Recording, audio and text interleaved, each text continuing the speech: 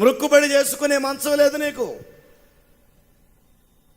మరి దేవుడు నిన్ను కాపాడాలంటే, సాతాను నుంచి నిన్ను కాపాడాలంటే సౌలు నుంచి దావీదును కాపాడాడు, మరి సైతాను నిన్ను కాపాడాలిగా. ప్రార్థన బిడ్డలారా, ప్రార్థన. నేను మీ ముందు నిలబడుతున్నానంటే ఏదో నేర్చుకుంటే వచ్చాననుకోకండి, లేకపోతే కాదు. ఇది ప్రార్థన.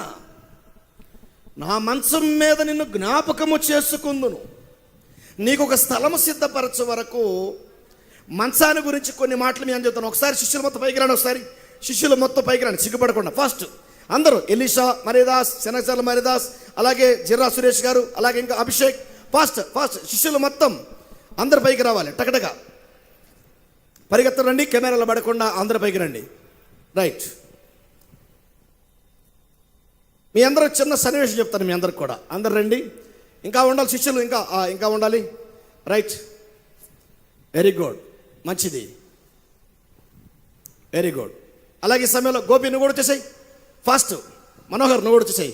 కమాన్, త్వరగా ఫాస్ట్, ఉరకండి త్వరగా. మీ అందరికీ ఒక అద్భుతమైన సన్నివేశాన్ని మీ అందరికి నేను చూపిస్తాను. ఎందుకంటే ముందుగా ఒక్క నిమిషం మీరేమో సిగ్గుపడకండి. ఒక్క నిమిషం ఇక్కడ పడుకో, నువ్వు ఇక్కడ నువ్వు కూడా ఇట్లా ఇటు తగ్గబెట్టి ఇటు కాలు పెట్టి. రైట్. 2 ఫీట్ల గ్యాప్తో పండుకోండి. ఇక్కడ పడుకో, నువ్వు కూడా పడుకో. ఫాస్ట్ నువ్వు కూడా లైన్లో అట్లా అందరూ 2 ఫీట్ల గ్యాప్. పైకి వెళ్ళిపో, పైకి జరుగు. ఆ లైట్ల దగ్గర కూడా పైకి చక్కగా పడుకో. ఇక్కడ పెట్టు కాళ్ళు, ఇక్కడ పెట్టు. రైట్, లైన్గా పడుకో, నువ్వు కూడా పడుకో. రైట్, పడుకో. 7 జరుగు, నువ్వు కూడా జరుగు. రైట్, జరగండి. రైట్, నువ్వు కూడా పడుకో, అక్కడ పడుకో, నువ్వు కూడా పడుకో. సరే, జరగాలి, కొంచెం జరగండి. సరే, రైట్. ఇప్పుడు మీరందరూ కూడా ఇదిగో ఒక్కొక్కరు ఎవరు పరుపు వాళ్ళు కప్పుకోండి. ఎవరి పరుపు వాళ్ళు కప్పుకోండి. అలాగే ఇప్పుడు మర్యాదాసు సరిపోదేమో, చాలా పొడుగున్నాడు. ఓకే, ఎవరి పరుపు వాళ్ళు కప్పుకోండి. సపోర్ట్ కొట్టరా మీరు వాళ్ళ కోసం. ఎవరి పరుపు కప్పుకోండి. ఎవరి పరుపు కప్పుకోండి. ఎన్ని వచ్చింది ఇప్పుడు? సరిపోయినాయా? ఇంకోటి రావాలి. ఎవరి దాడే కప్పుకోండి. కప్పుకోండి. అగబడతావు. మీ కళ్ళు మాత్రం నన్నే చూడండి, ఎవరిని చూడబాక, నన్నే చూడండి. మీరందరూ కప్పుకోవాలి. ఫాస్ట్గా పడుకోండి. గోపి కాళ్ళు ఇటు పెట్టుకో. వెరీ గుడ్, సరిపోద్ది. పడుకోండి. మీరు అలాగే కూర్చొని పడుకోండి. రైట్. మీరందరికీ ఒక విషయం చెప్తాను. మీ అందరికి కూడా ఒక వాక్యం చదివించిన తర్వాత మీకు ఒక అద్భుతం చెప్తాను. ఎందుకంటే మంచాన్ని గురించి ఒక వాక్యం చెప్పాలి కాబట్టి ఈరోజు మీ అందరికీ ఒక అద్భుత విషయం చెప్తాను. బాబు మీరు కదలకూడదు. మీరు అంతా ఎవరంటే పక్షవాయువు రోగం వచ్చిన వాళ్ళు, కంఠవాపు రోగం వచ్చిన వాళ్ళు, రకరకాల రోగాలు వచ్చినాయి మీ అందరికీ. కాబట్టి ఈ కొద్దిసేపు మీరు రోగం వచ్చినట్టుగానే యాక్షన్ చేయాలి, కదలకూడదు. ఇక ఎప్పుడు కదులుతారంటే నేను ఒక మాట చెప్పాక మీరు కదులుదురు కానీ, కాబట్టి కదలకండి. ఓకే, మంచిది. ఈ సమయంలో ఒక వాక్యం మీ అందరూ చెప్తాం. మంచాన్ని గురించి మాట్లాడితే చాలామంది కూడా మంచాల మీద రోగులై ఉన్నారు. ఆ రోగులు ఉన్న వారిని ఆ మంచాల మీద ఉన్నప్పుడు, ఆ పాపం అనే పడక మీద ఉన్నప్పుడు, వారు ఎప్పుడైతే దేవుని విశ్వాసం ఉంచారో వారికి ఏం జరిగిందో మీ అందరికి నేను చూపిస్తాను. ఓకే, చూద్దాం. మంచి మాట చూపిద్దాం. అపోస్తుల కార్యాల గ్రంథం 5వ అధ్యాయం తీయండి అందరు కూడా. అపోస్తుల కార్యాల గ్రంథము 5వ అధ్యాయము 15వ వచనాన్ని చూద్దాం. అందుచేత పేతురు వచ్చుచుండగా జనులు రోగులను వీధిలోనికి తెచ్చి, ఎక్కడ పిలిచి? వీధిలోనికి పిలిచి వారిలో ఎవని మీదనైనను అతని నీడ అయినను పడవలనని మంచముల మీద. ఎక్కడ ఆ రోగులు ఎక్కడనట? మంచముల మీద, పరుపుల మీదను వారిని ఉంచిరి. అందుకే ఇప్పుడు ఇక్కడ కొంతమంది రోగులు ఇక్కడ ఉంచాం స్టేజీ మీద. జాగ్రత్తగా మీరందరూ అక్కడ. వీళ్ళంతా లోపల కూర్చుకొని నవ్వుకుంటారు, మీరు నవ్వుకోకూడదు. మీరు పక్కా రోగులు కాబట్టి సురేష్ గారు యాక్షన్ బాగా చేస్తున్నాడు, మిగతా వాళ్ళు చేయాలి.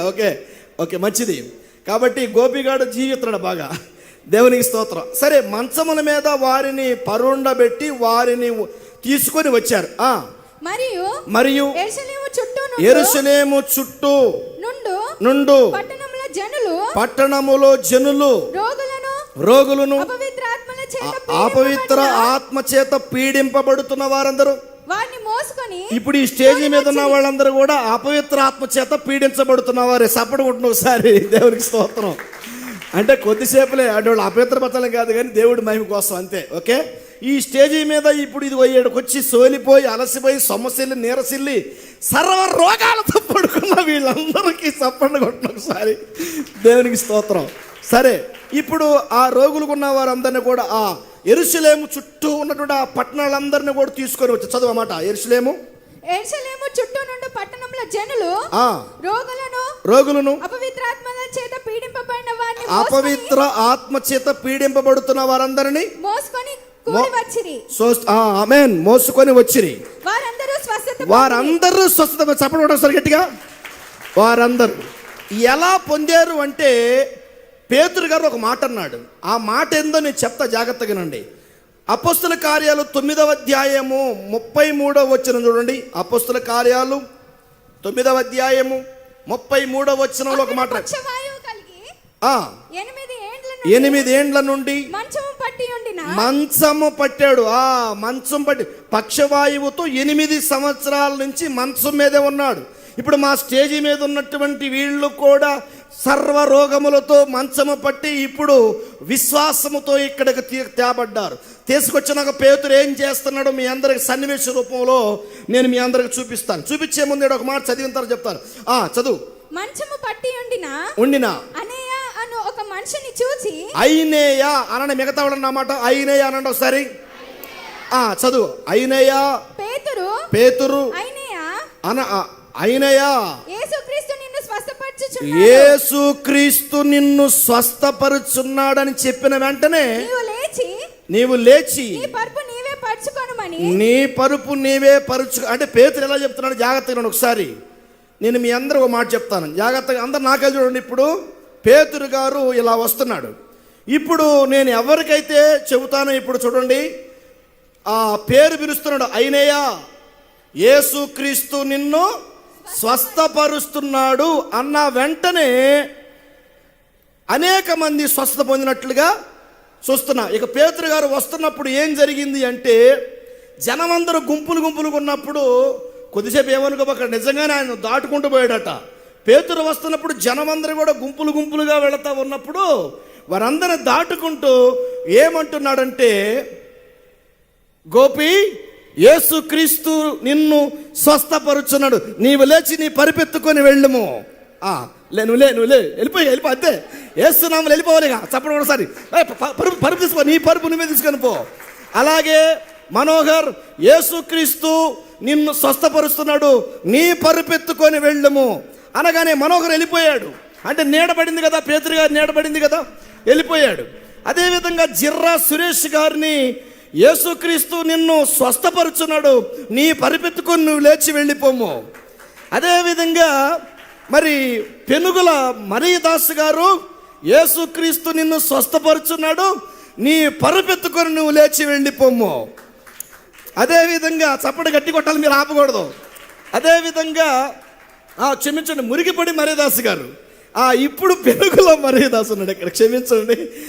ఇప్పుడు పెనుగుల మరియదాసుని యేసుక్రీస్తు నామములో నిన్ను స్వస్థపరుస్తున్నాడు యేసయ్య, నీ పరిపెత్తుకొని వెళ్ళిపో అయినయ్య అన్నట్టుగా. దేవునికి స్తోత్రం. అదేవిధంగా మురికిపూడి అభిషేక్ యేసుక్రీస్తు నిన్ను స్వస్థపరుచున్నాడు, నీ పరిపెత్తుకొని వెళ్ళిపోము. చప్పట గట్టి కొట్టాలి. అదేవిధంగా మురికిపూడి మరియదాస్ అనగా హేమానగర్ మురికిపూడి మరియదాస్ యేసుక్రీస్తు నిన్ను స్వస్థపరుచున్నాడు, నీ పరిపెత్తుకొని పరిగెత్తు. ఆమేన్. చప్పటి గట్టి కొడదాం.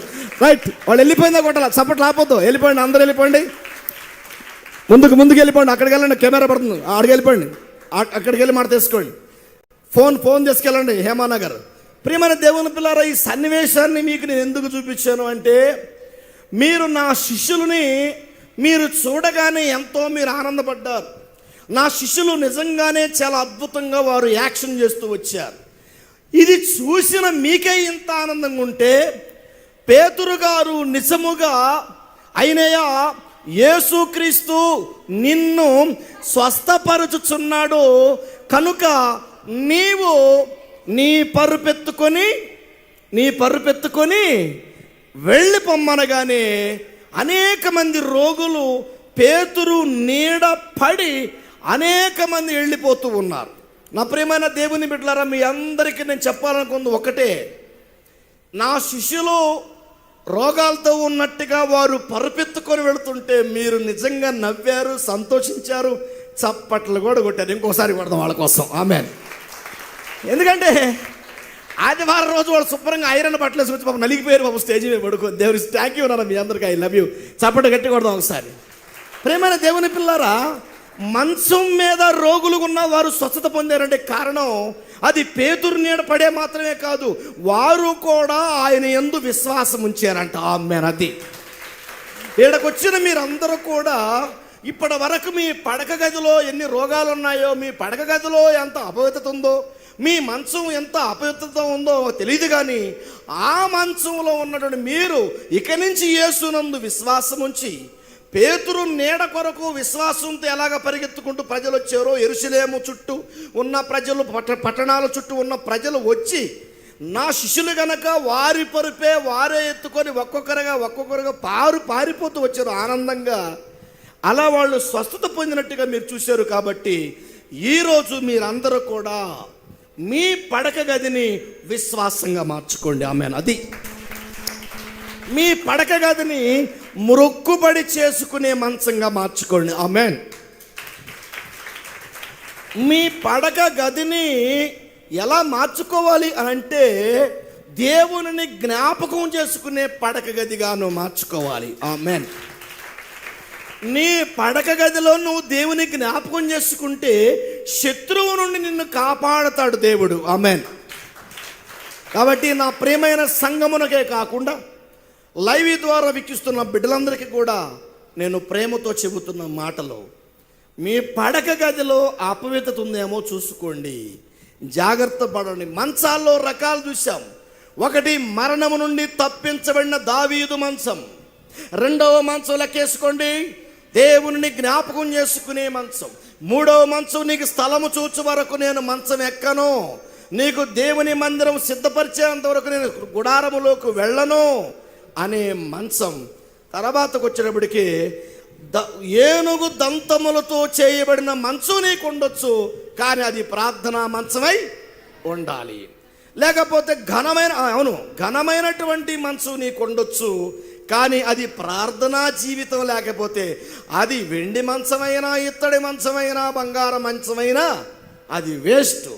కనుక మీ మంచాలు టీకతో చేయించి ఉండొచ్చు, యాపతో చేసి ఉండొచ్చు, తుమ్మకర్రతో చేపించి ఉండొచ్చు.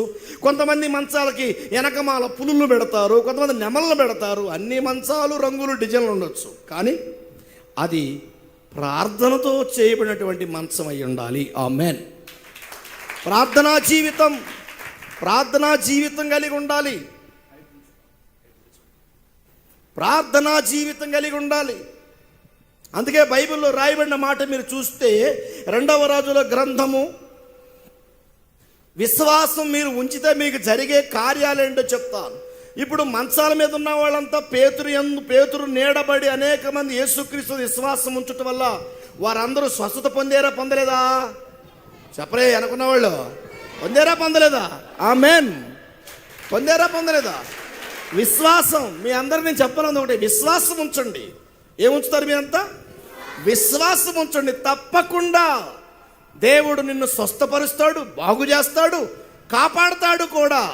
ఆ విశ్వాసం మీకు ఉండాలంటే మీరు ఎప్పుడైతే ప్రార్థన చేస్తారో మీకు తెలియకుండానే మీ దేహంలోకి ఒక దేవుని శక్తి వచ్చుద్ది, మీకు తెలియకుండా. వినాలా బాగా, ముగిచ్చేస్తా, ఇంకా 5 నిమిషాలు ముగిచ్చేస్తా. మీకు తెలియకుండానే మీరు ప్రార్థన చేస్తున్నప్పుడు ఆ శక్తి వచ్చినట్టు కూడా నీకు తెలియదు, కానీ నువ్వు ఎక్కడికి వెళుతున్నా, నువ్వు అడుగు పెడుతుంటే తప్పకుండా నీవు ఆశ్రయించబడతావు, అనేకులు కూడా ఆశ్రయించబడతారు. నీవు ప్రార్థన చేస్తున్నప్పుడు నీ దేహంలోకి ఎంత పవర్ఫుల్ గాడ్ వస్తాడంటే మీకు తెలియకుండానే వచ్చేస్తాడు. అది ఎంత నిజమో చెప్పాలంటే, పేతురు యేసునందు విశ్వాసం ఉంచడం వల్ల పేతురు నీడలోకి ఏమొచ్చింది? మాట్లాడరే, దేవుని శక్తి వచ్చింది. ఆమేన్. రాలేదా? దేవుని శక్తి వచ్చింది పేతురులోకి. ఏమొచ్చింది పేతురులోకి? దేవుని శక్తి. అంటే నేనేమంటాను మీ అందరికీ, పేతురు మంచి ప్రార్థనా పరుడు. 12 గంటలప్పుడు మేడ మీద ఉండి ప్రార్థన చేస్తుంటే దేవదూతలు వచ్చారా రాలేదా?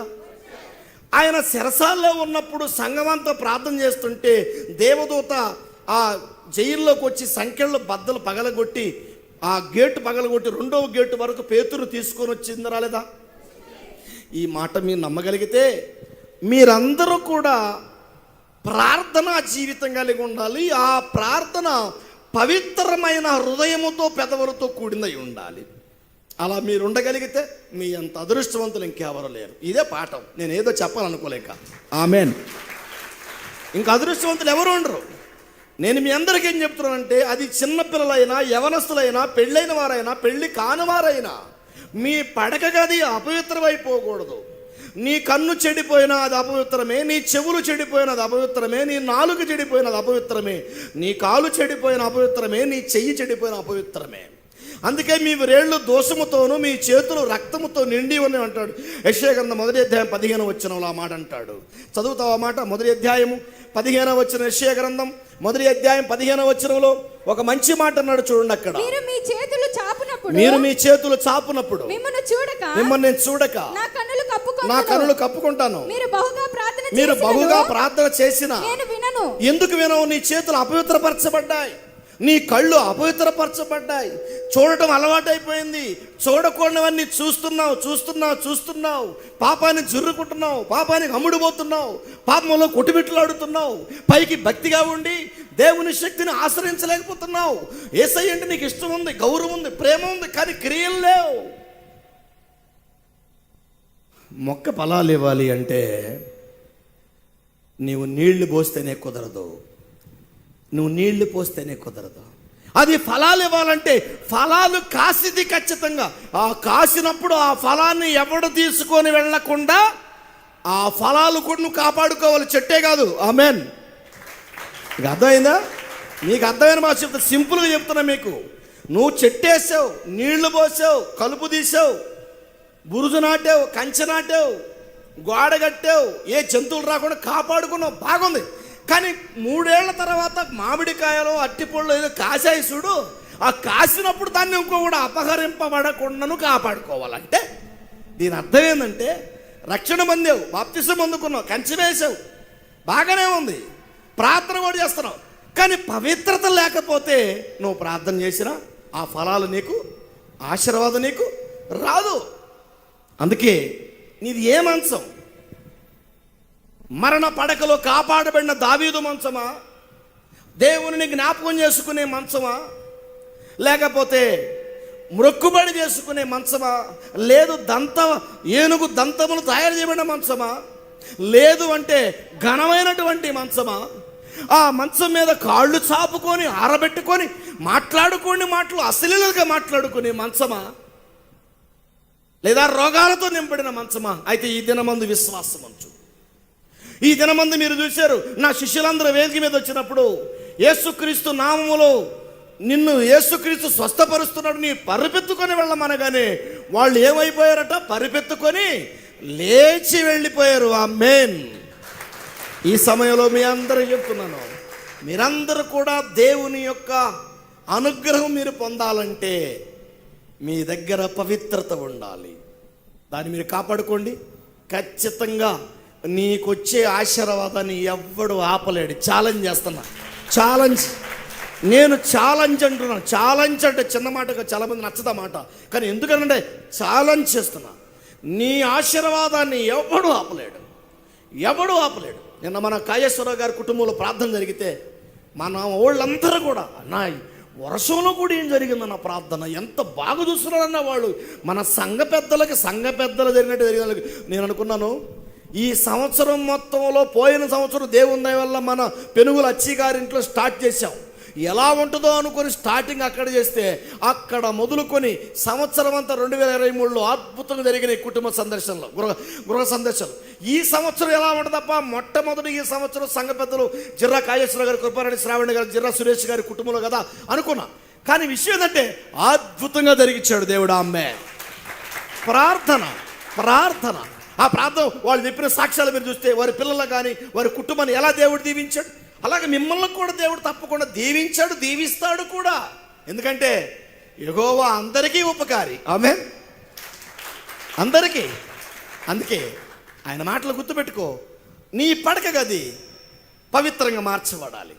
నీ పడక గది ప్రార్థనతో నింపబడాలి.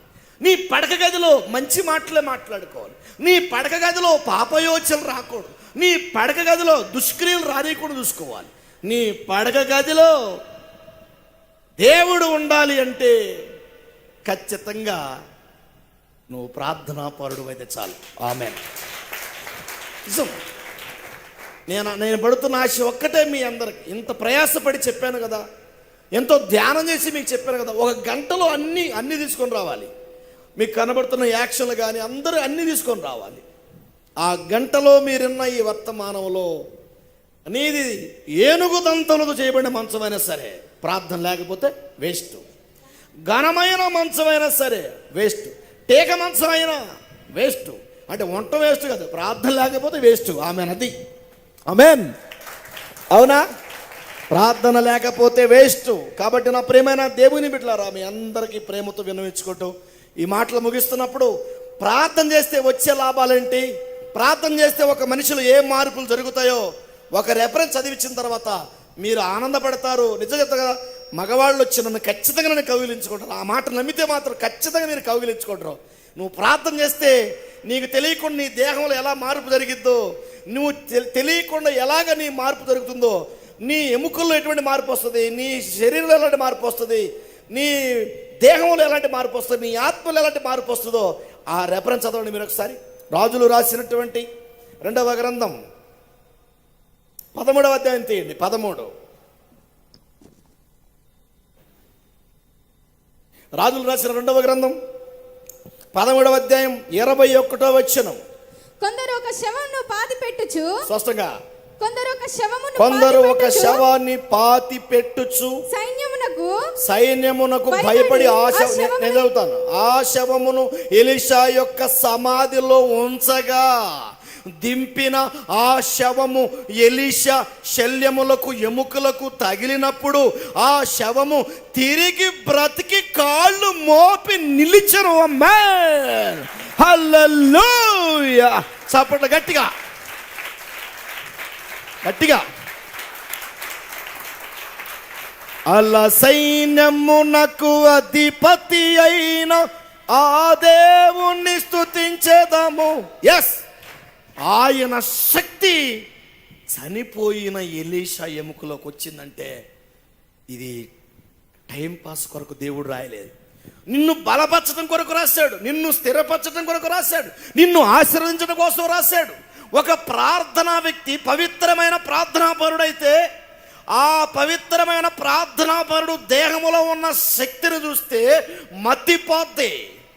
ఎలీషా కళ్ళతో ఇలా చూడగానే ఎలుకబంట్లు వచ్చేసాయి.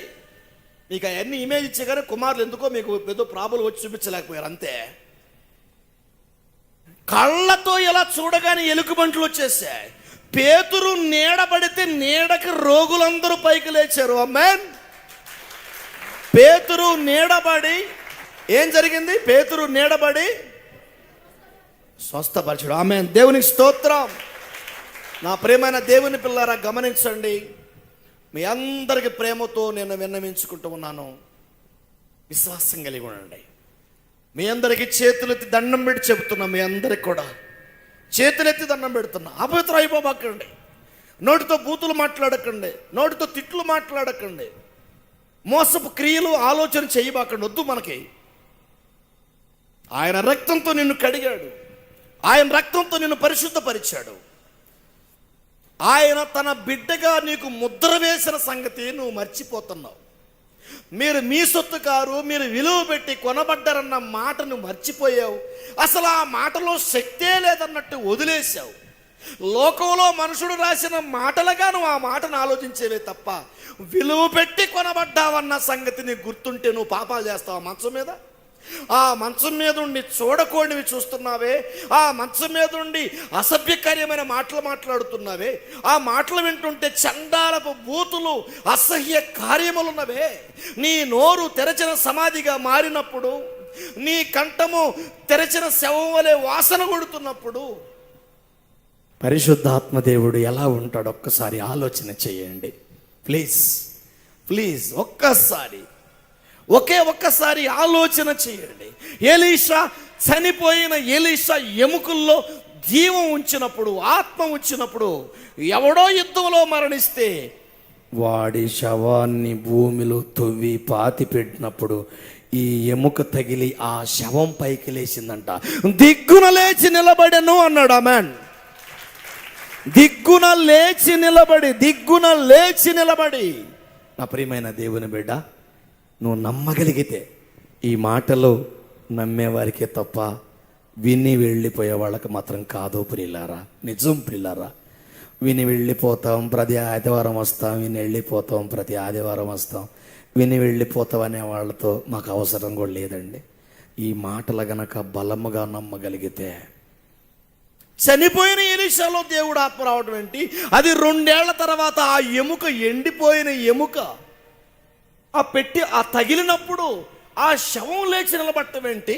పేతురు వెళుతుంటే నీడబడి రోగులు లేవటం ఏంటి? చేపలు పట్టుకునే పేతురు, చదువులేని పేతురు, అజ్ఞానపడిన పేతురు, ఒకప్పుడు అబద్ధమాడిన పేతురు, కోడి కూసేంతవరకు అబద్ధమాడిన పేతురు, బొంకిన పేతురు, దుడుకుపాటు పేతురు, తొందరపాటు పేతురు. అటువంటి పేతురు నీడలోకి ఏ పవర్ వచ్చింది? God power. దేవుడు పక్షపాతి కాదు, నీకు కొడిస్తాడు. అందుకన్నాడు, మరీతో మాట్లాడుతున్నాడు యేసయ్య. యోహాను సువార్త 11వ అధ్యాయము 43 చదువు. యోహాను సువార్త 11:43లో లాజరును యేసు ప్రభు ఏమంటున్నాడు చూడు ఒకసారి. ఆయన అలాగు చెప్పి లాజరు 11వ అధ్యాయం 43 వచనమా, బయటికి రమ్మని, లాజరు బయటికి రమ్మని బిగ్గరగా చెప్పగా మెన్, లాజరు బయటికి రా. చనిపోయిన లాజర్ని బయటికి రమ్మంటున్నాడు. నీ జీవితం ఇప్పటి వరకు, నేను చచ్చింది నా బ్రతుకు, ఇంకెందుకు ఓడిపోయాను అన్నిట్లో, ఇక నాకు సావేశారని అనుకుంటున్నావేమో. లేదు, యేసయ్యకి హృదయపూర్వకంగా నువ్వు అప్పగించు. నీ హృదయం పవిత్రమైన పట్టుదల హృదయంతో నువ్వు ఆయనకు అప్పగించు. చచ్చిన నీ జీవితాన్ని కూడా జీవింపజేస్తాడు. ఆమె నిలబెడతాడు. లాజరు బయటికి రా. 4 రోజుల మించి పీత వస్త్రాలతో ఉన్నాడు, చనిపోయాడు లాజర్. కానీ ఒక మాట రాయబడింది, నాకు నచ్చిన మాట, బిగ్గరగా అన్నాడు. ఆమేన్. ఏమన్నాడు? పక్క అందరూ చెప్పండి, పక్కన వాళ్ళు బిగ్గరగా అనండి. నాకు చెప్పకండి, మీరు చెప్పుకోండి. పలుకుంటారు మీరంతా, మీకు అసలు లేవుగా, మీకు పలుకోండి అందరూ. బిగ్గరగా,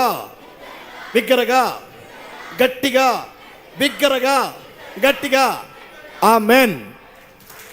ఇప్పుడు చెప్పాలి, యేసు ప్రభు మెల్లగా పిలిస్తే లాజరు రాడా? ఇది ఒక టైటిల్ మళ్ళీ. ఆమేన్. ఎన్నో టైటిల్ ఉన్నాయి, ఒక్కొక్క మాటలో ఒక్కొక్క టైటిల్ వచ్చింది, ఒక్కొక్క ఆడ చెప్తారు. మీరు ఉంటారు నాకు తెలుసు, కానీ మన బిడ్డలకు వస్తాం. లైవ్ వెళ్ళిపోతుంది కదా, ముగిచేసుకుందాం. ఇంకా అయినా చాలు, గ్రేట్, మీరు అద్భుతంగా ఉన్నారు. మీరు వాక్యాన్ని చాలేక ఎల్పు యాకోబు ముందు, ఒక చిన్న సేవకుడు ముందు ఇలా కూర్చోనండి. మీలో ఎంత తగ్గింపు ఉండాలి, ఎంత గౌరవం ఉండాలి, ఎంత ప్రేమ ఉండాలి. అదే నేను ఇంత గట్టిగా ముత్తుకూడదంటే, ప్రతి ఒక్కడు ఈ సంఘంలో ఎల్పు యాకోబు చేతి కింద ఉన్న ప్రతి విశ్వాసి ఫలించి మండుతూ ఉండాలి,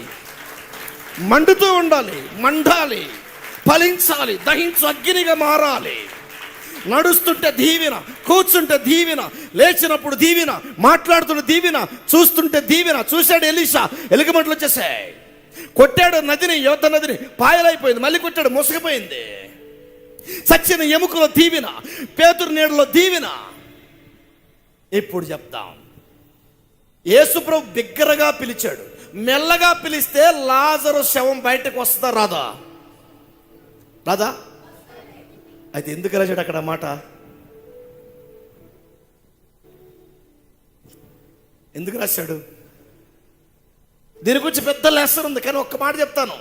నువ్వు ప్రార్థన చేస్తున్నప్పుడు కూడా పట్టుదలతో బిగ్గరగా నువ్వు ప్రార్థన చేయాలి. ఆమేన్. నువ్వు పట్టుదల లేకుండా, పట్టుదలగా లేకుండా ప్రార్థన చేసావనుకో, సొంగగార్చుకొని నువ్వే నిద్రపోతావు. అక్కడ నీ ప్రార్థన ఎలా ఉండాలంటే యేసయ్య పిలిచినటువంటి పిలుపును చూసి ప్రేత వస్త్రాలతో బంధించినటువంటి మరణం మీద అధికారంగా ఉన్న సాతానుడు యేసయ్య బిగ్గరస్వరాన్ని ఆ మరణం తెంచుకుంటూ పారిపోయింది. ఆమేన్. ఆ మరణం అనే గొలుసులు తెంచి కొట్టో సపడు గట్టిగా. ఆ మరణం అనే కేరడాలు తెగిపోయాయి, ఆ మరణం అనే గొలుసులు తెగిపోయాయి, ఆ మరణం అనే బంధకాలు తెగిపోయాయి. ప్రేత వస్త్రాలతో బయటకు వస్తున్నాడు. లాజరు బయటికి రా, మ్యాన్, బయటికి రా, కమ్ కమ్ కమ్, వచ్చేయ్ వచ్చేయ్. నాకు తెలిసి ఎలాగే పిలిచి ఉంటాడు. ఆమేన్. ప్రియా దేవుని బిడ్డలారా, నిలబడదాం, ప్రార్థన చేసుకుందాం, నిలబడదాం. ఒకసారి ఆలోచన చేయండి. అందరు కూడా బైబిళ్ళు కుర్చీలో పెట్టుకొని 2 చేతులతో పైకెత్తి ప్రభువుని స్తుతిద్దాం. మన విశ్వాసం ఎలా ఉంది, మన పడక గది ఎలా ఉంది, ఎటువంటి మనసం కలిగి మనం ఉంటున్నాం.